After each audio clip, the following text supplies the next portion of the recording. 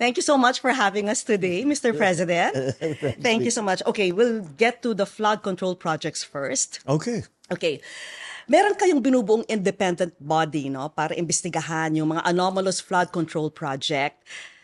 Can you tell us sino yung mga kasama dito sa independent body na ito? Well, what I can tell you is that unang-una, nagbubuo nga tayo ng tinatawag naming Independent Commission. Wala pang formal name, pero yun ang binubuo namin. Independent Commission para imbestigahan ito nga mga lumalabas na anomalya sa mga flood control project.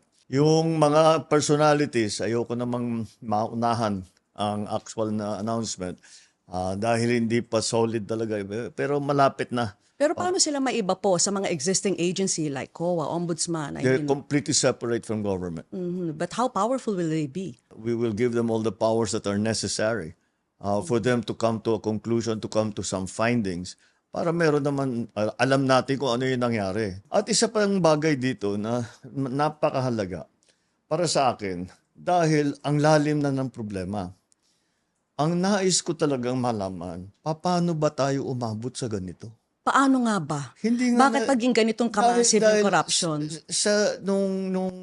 Nung ako'y governor, hindi ganito. At bukod pa sa laki ng halaga ng nakukuha ng kung sino-sino na tao na wala namang karapatan na bulsahin ang pera na yan, bukod pa ron ay hindi nila tinatago.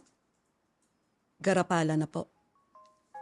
In your words, it's economic sabotage. Yeah. Kasi ngayon sila walang pakialam. But how did it become that way? This is what I really... so brazen? How did we evolve? How did the system evolve?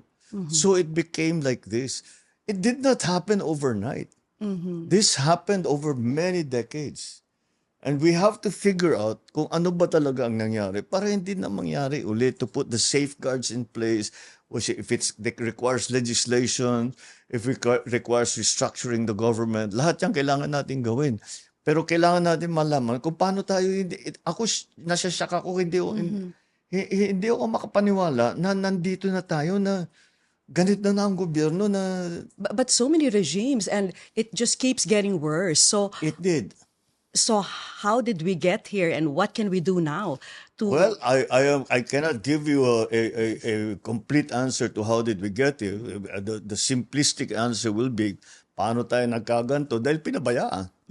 And what can we do? What we can do is to find out how this happened, who are the people that are involved, make them answerable for